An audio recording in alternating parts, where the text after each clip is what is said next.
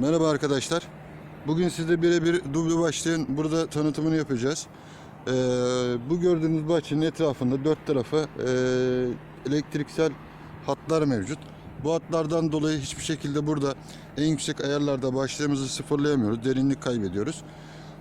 Birebir başlıkta işte makinelerin ne kadar derinlik kaybettiğini, çevresel elektriksel hatlardan etkilendiğini sizlere göstermek istiyorum ilk etapta. Ondan sonra da ondan sonra da duble başlığın burada çevresel hatlarından etkilenmediğini göstereceğiz. Şimdi Erhan arkadaşımızın ibreli cihazı var. Toprak ayarıyla çalışan bir cihaz. İstersen Erhan başlatalım. Birebir 8 metre kablo standart bir kablo. Etraftaki parazitlerden etkileniyor mu?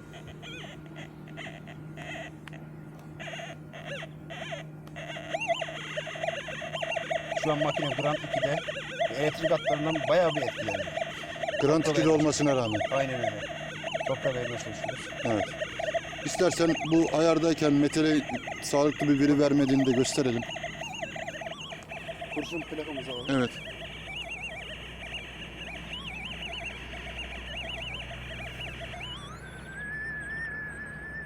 Bayağı bir düşük kaldı ama. Değil mi?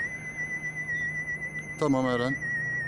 Şimdi aynı şeyi Z1 için de yapalım istersen. Tamam. Z1'in de etkilendiğini göstereyim. Delay ayarı ve toprak ayarı.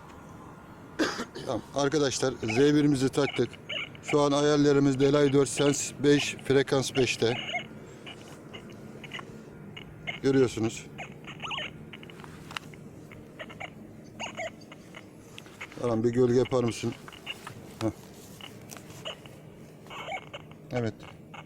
Evet. Hava toprak ayarımızı yapalım.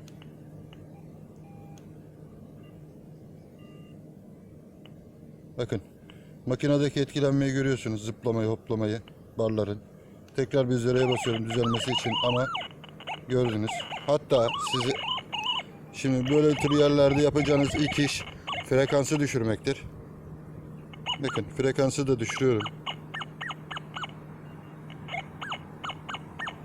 Tekrar zirveye bastım. Gördüğünüz gibi Kesinlikle ayara gelmiyor. kesinlikle ayara gelmiyor. Şimdi biraz daha yanaşalım. İstersen metalin tepkisini bir gösterelim. Ayarlarımızı düşürmeden.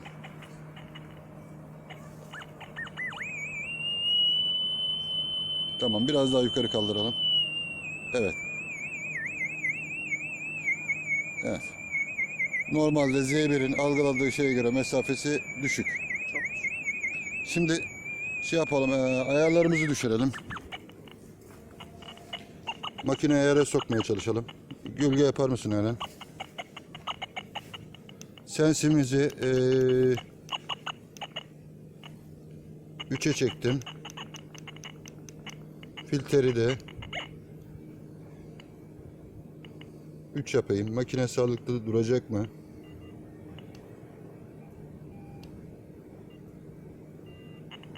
Hala hatta bakın şu plakayı yanaştırmayalım. Bir dakika. Şöyle. Sadece sen kendin gölge yap. Bakın arkadaşlar. Hala düştüğüm yerde tam olarak sağlıklı sıfırlanmadı makine. Delay 4'ten 3'e çekeceğim.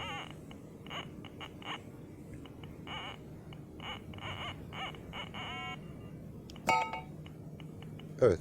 Şimdi biraz ayara girmiş gibi ama hala etkilenme var. Gördüğünüz gibi. Şimdi geçirelim bakır plakamızı. Kurşun plaka. Kurşun plakamızı pardon.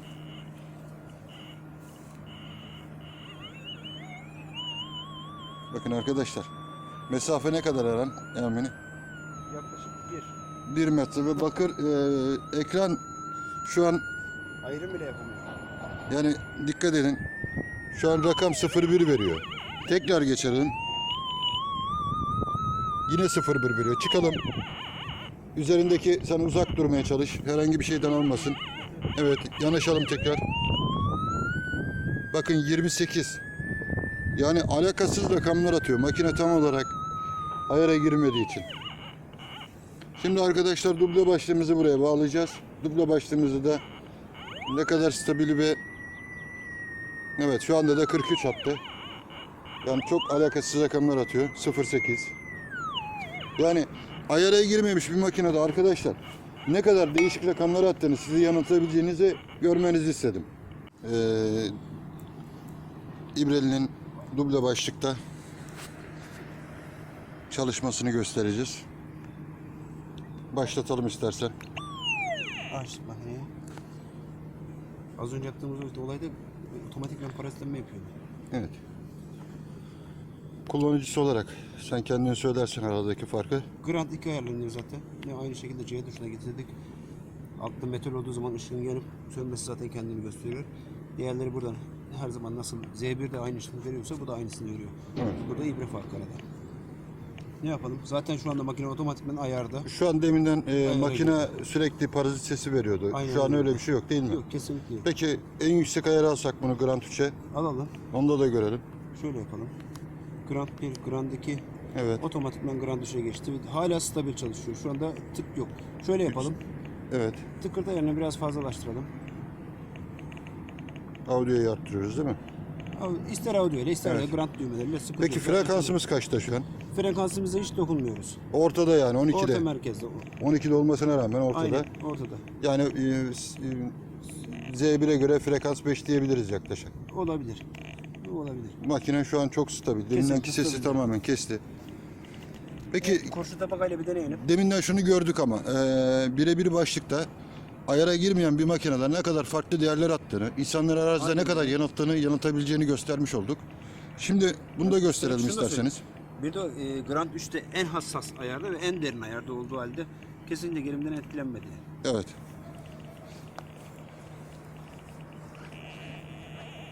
Evet, algılamaya başladı. Evet. Şu an İbreye bak her zaman gerçek değeri verir. 70. evet doğru. Şu an 70 veriyor. Zaten Metal bir ışığı yanıyor zaten. metal ışığı da olduğu yanıyor. gibi. Zaten kurşuna 70-75 değerleri vermesi lazım bu kadar büyük bir kurşuna. Aynen öyle. Peki şu an makinemiz yani Z1'de üstten herhangi bir metal yanaştığı zaman etkilenmiyor. Onu da bir gösterelim istersen. Yani parazitin biraz daha fazla olduğunu farz edelim. Aynen. Etkileyen parazitler. Bakın. Şöyle yapalım. Evet. Evet. Bakın. Makineyi gösterelim. Gerçek Değerde Aynen. herhangi bir değişme olmadı. Evet. Aynı şeyi o zaman bir de tekrar şu an senin cihazda delay ayarını kullanamıyoruz.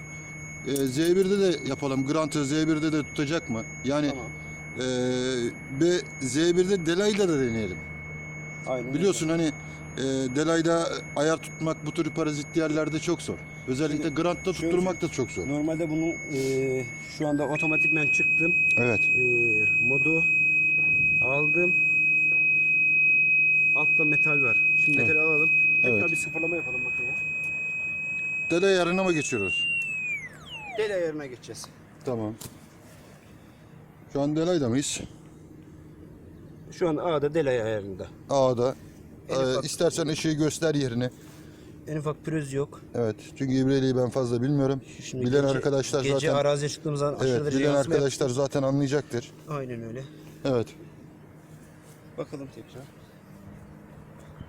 Ama makine şu an stabil. Herhangi hiçbir Kesinlikle ses stabil. yok. Evet. En ufak parazit yok. Algılamaya başladı. Daha uzaktan algılamaya başladı. Evet. Evet. Verdiği değer. Evet. Yani delay'da da İbreli de olsun yine stabil çalışıyor. Aynen. Kesinlikle. Biz yine Z1 ile de Lorenzo'nun en son çıkarmış olduğu Derinlik kaybı da Z1 ile de yaşamıyor. efendim Derinlik kaybı da yaşamıyor. evet. Zaten hem de, zaten bu başlığın amacı hem derinlik kaybı yaşattırmamak Aynen öyle. hem de aldığın verileri metale verdiği tepkileri doğru alabilmek. Aynen doğru. Biraz önce gördük. Yani normal birebir başlıkta bu manyetik alanın elektriksel hatların içerisindeyiz tam şu an. Aşırı parazitlenme yaptı. Aşırı parazitlenme Makine yaptı. düzgün Derinliği çalışamadı. düşürdüğümüz halde verdiği değerleri sağlıklı alamadık. Aynen öyle. Evet şu an Z1 ile deneyelim. Arkadaşlar şu an Z1'imizi taktık. ayarlarımızı gördüğünüz gibi delay 4, filter 1, ses 5, frekans 1, volüm 8, ton 1. Sen tekrar sıfırlama yap. Makine Evet. en azından görsün Şimdi- arkadaşlar. Bir saniye. Bağlantıların bağlı olduğunu şöyle gösterelim. Bakın iyi adaptör kablosu. Bakın. Yine bir duble başlığımıza bağlı. Sıfırla tekrar sen makineyi. Evet. Şöyle ekranı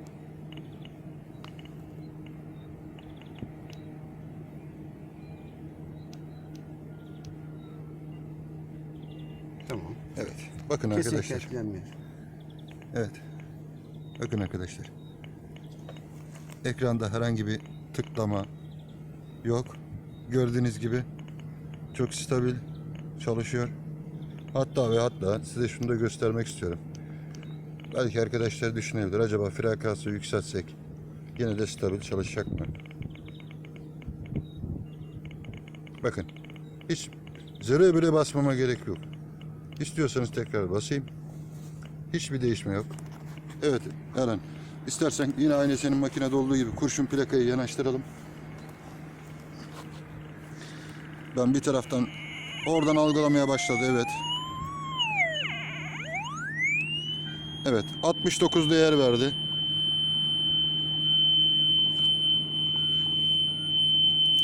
Evet. Arkadaşlar verdiği değeri görüyorsunuz. 69 değer verdi. Şimdi de anahtarı geçirelim üstünden Eren. Evet. Köşeye doğru yanaştıralım. Evet. Hatta üzerine bırakayım. Evet. Bakın arkadaşlar seste çok hafif bir değişme oldu. Ama şöyle göstermek istiyorum. Alttaki metal de etkilemiyor kesinlikle. Alttaki metalin sinyali değişmiyor. Hala bar zaten alttaki metali yaklaşık 70-80 santimlik masa yüksekliği olmasına rağmen bar sonuna dayanıyor. Evet, istersen bir de pirinç plakada gösterelim aynı şeyi.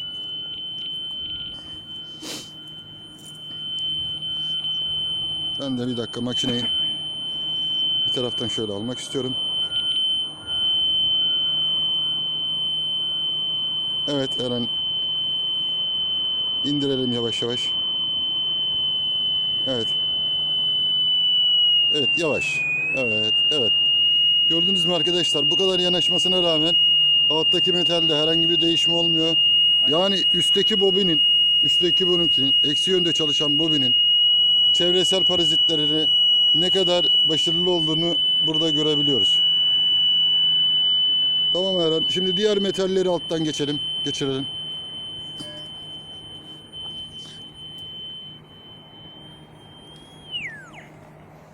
Evet, diğer metalleri, demiri geçirelim istiyorsan.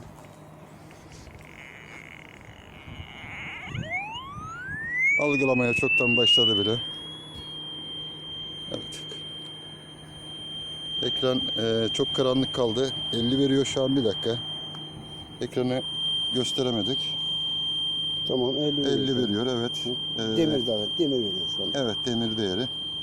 Şimdi pirinç tabakamız var. Tamam. Üzerinden pirinç tabakamızı geçirelim. Geçirelim. Ya da şöyle yapalım. Az önce pirinç tabakamızı geçirdik. Alüminyum tabakaya geçirelim. Olur. Alüminyumu geçirelim. Daha geniş. Arkadaşlar görsün. Evet.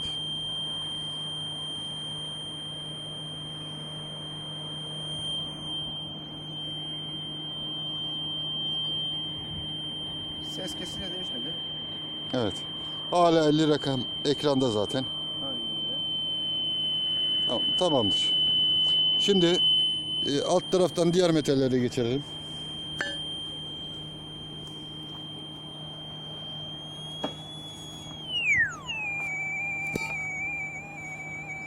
Sıfırlı ne yapalım? Alüminyum koyalım. Alüminyum, evet.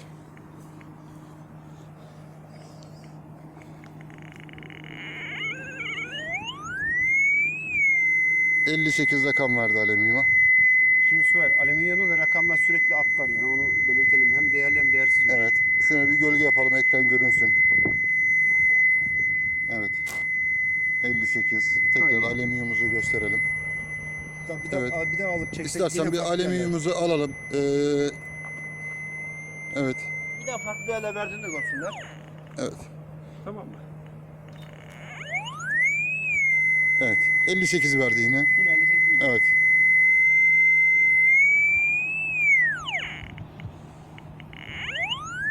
55, Zaten fark etmiyor. Rakamlar sürekli 54. Evet.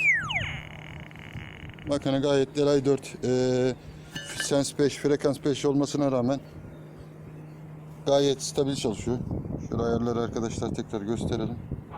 Delay 4, filter 1, auto 0, sense 5, frekans 5, volüm 8, audio 0, ton 1. Şimdi arkadaşlar Delay'da bunu gösterdik. Grant'ta da gösteriyor. Grant'ta da, toprak ayarında da nasıl çalıştığını hep birlikte görelim.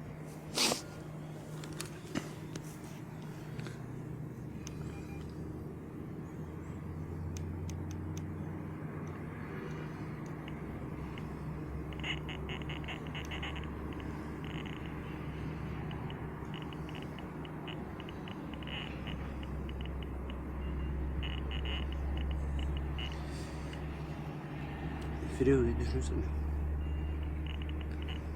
Hayır. Stabil zaten şu an. Yani. Arkadaşlar bakın şurada şunu göstermek istiyorum. Şu an makine Grant 3, filter 2, auto 0, sense 5, frekans da üstelik 5'te olmasına rağmen şu an makinemiz çok az bir miktarda etkileniyor. Bunu da gördüğünüz orada düşürmek için sadece frekansı bir miktar düşürmem yetecek.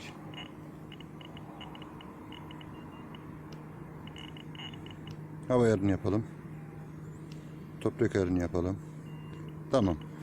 Makinemiz gayet stabil. Şimdi tekrar Şuna başla. kurşunla başlayalım. Evet. Algılamaya başla. Evet, algılamaya başladı. Gayet de uzaktan algılıyor. Evet. Arkadaşlar bakın makinemiz 73 bar sona kadar dayandı. Ne kadar sağlıklı, stabil, vermesi gereken değerleri verdiğini görüyoruz. Düzgün ayara girmiş bir makinenin. Şimdi tekrar istersen yine şeyi gösterelim anahtarlıkla etkilenmediğini.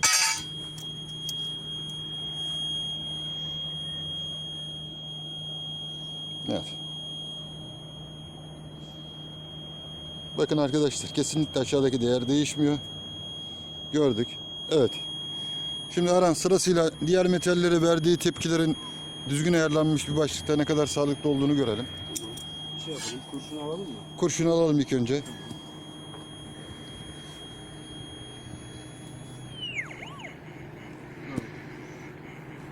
Pirinç tabakamız. Pirinç tabakamız evet. 66 verdi. Değerli metal zaten. Değerli metal ekranını gösterelim. Tamam.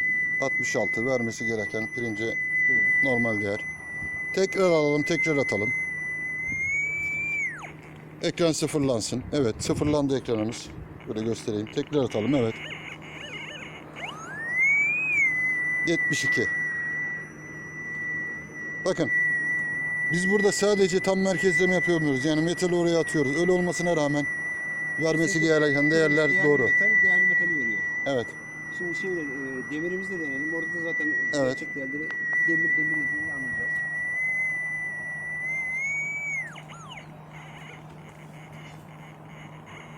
Bir dakika Aran. Tekrar bir zora yapayım. Kablolar sallandı sanırım.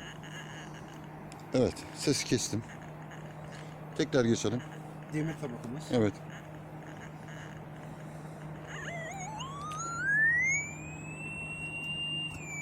...58.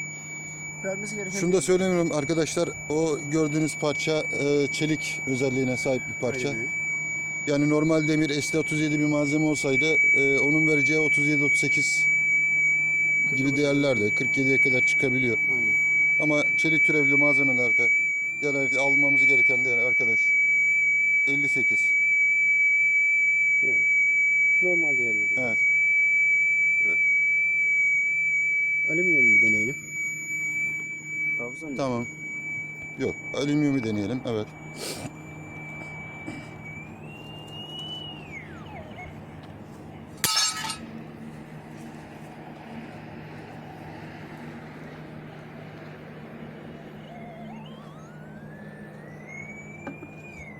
...59.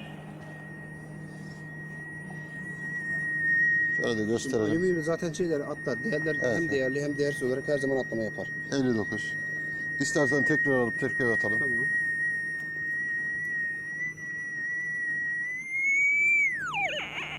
Evet, tekrar atalım. 64. Yani o da Evet, değerli. normal. Yani alüminyumda zaten metallerin her zaman atladığını biliyoruz. Evet.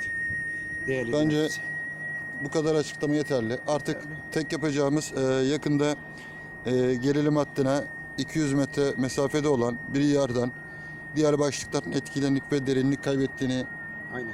malzemeyi algılamaktaki sıkıntı çektiğini, verilen değerlerin sağlıklı olmadığını, birebir duble başlayan ve 1,5 duble başlayan buralarda derinlik kaybı yaşamadan vermesi gereken doğru değerleri verdiğini ve diğer başlıkların alamadığı bu tür yerlerde derinlik kaybetmeden aldığını inşallah sizlere göstereceğiz. Arkadaşlar bugün 1,5'a 1,5 başlığımızın duble başlığımızın tanıtımını yapıyorum.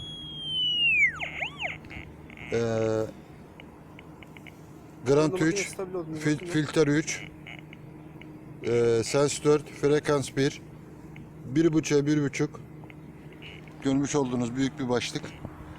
Etrafımız dört taraf elektrik hatları geçiyor. Burada 1,5 başlığı bırakın. Birebir başlığı bile ayara girmiyor. Daha önceki videolarımızda da göstermiştik. Birebir başlığımız bile ayara girmiyor. Burada bu büyük başlığımızı Grand 3, Filter 3, Sens 4'teyken burada randımanlı olarak çalıştırabiliyoruz. Kurşun plakayı geçirelim şimdi alttan yavaş yavaş. Algılamasını da görsünler. Nereden algılamaya başlıyor.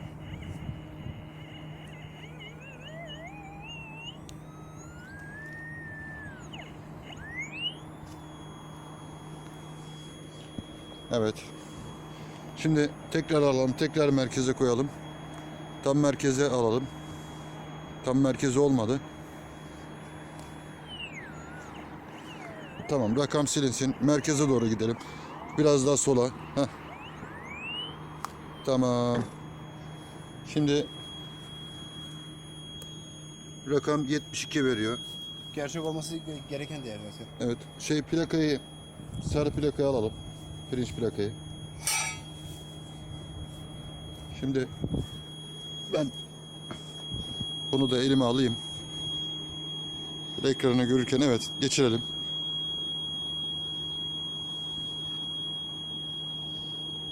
Evet, indir aşağı doğru.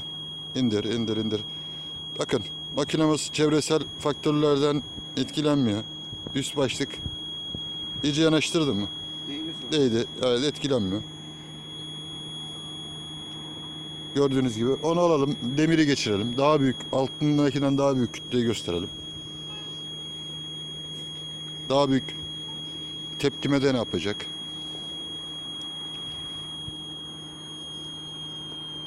Bakın, yavaş, şimdi orada dur. Yani aldığımız sinyalden daha güçlü bir çevresel etki varsa, yani çevresel bir parazit varsa, bu parazit alttaki sinyalin kesilmesine sebep olmuyor. Sadece seste değişme yapıyor. Şimdi arkadaşlar aynı ayarlarımızı bir de delayda deneyelim.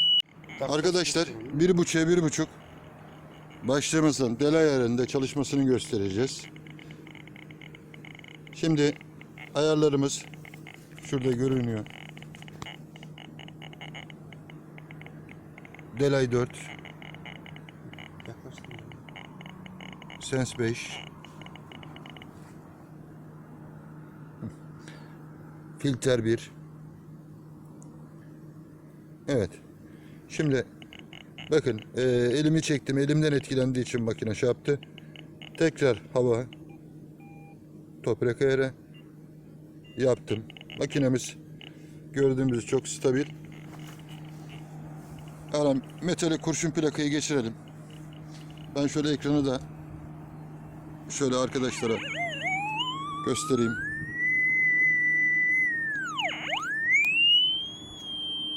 Evet.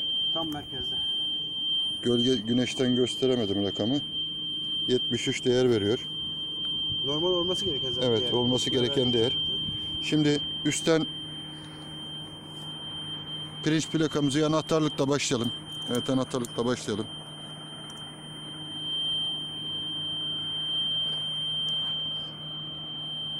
Evet. Yanaştıralım anahtarla. Bakın arkadaşlar çok küçük bir ses düşümü oluyor. Fakat değerde alttaki metalin değerinde herhangi bir değişme olmuyor. Görüyorsunuz bunu. Anahtarlığı alalım. Pirinç plakayı geçirelim.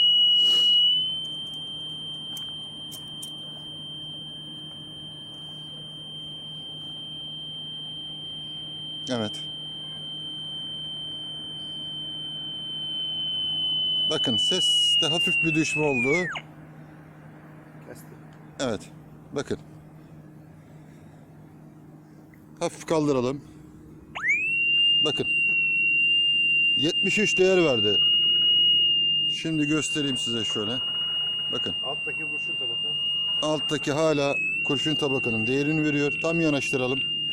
Şimdi kurşun tabakanın da ebatını söylesene. Evet. 25'e 25. Kurşun tabaka 25'e 25. Kalınlığı 4 milim olan bir kurşun tabaka. Evet. Bakın 73 rakam hala kesmedi. Değer düştü, barı düştü. Ama alttaki rakamı vermeyi kesmiyor.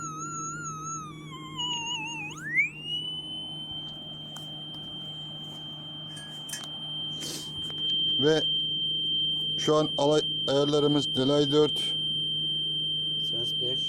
Sense 5, frekans 1, filtre 1. Şimdi plakamızı alalım. Plakamızı alalım. Başka bir şey daha deneyelim. Tekrar kaydımızı tekrar açtık. Arkadaşlar frekansı 5'e aldım. Şu an frekans 5'teyken bile makinemizin şöyle göstereyim. Delay 4, filtre 1, Sense 5, frekans 5. Bakın görebildiniz mi? Şöyle göstereyim. Evet. Aldı. Hava toprak ayarını yapayım. Evet. Bakın ne kadar stabil çalışıyor. Görüyorsunuz. Frekans 5 yapmama rağmen böylesine manyetik etkilerin yoğun olduğu, elektriksel hatların yoğun olduğu yerde birebir baştan bırakın frekans 1 iken Delay 4 Sense 5 iken hiçbir şekilde ayar tutmadığını videomuzun başında göstermiş olduk. Ve birebir buçuk büyük baştan. Yani bu tür yerlerde ben biraz daha deneyimlemek istiyorum dediğiniz zaman 1.5'e 1.5 duble başta kullanabilirsiniz rahatlıkla.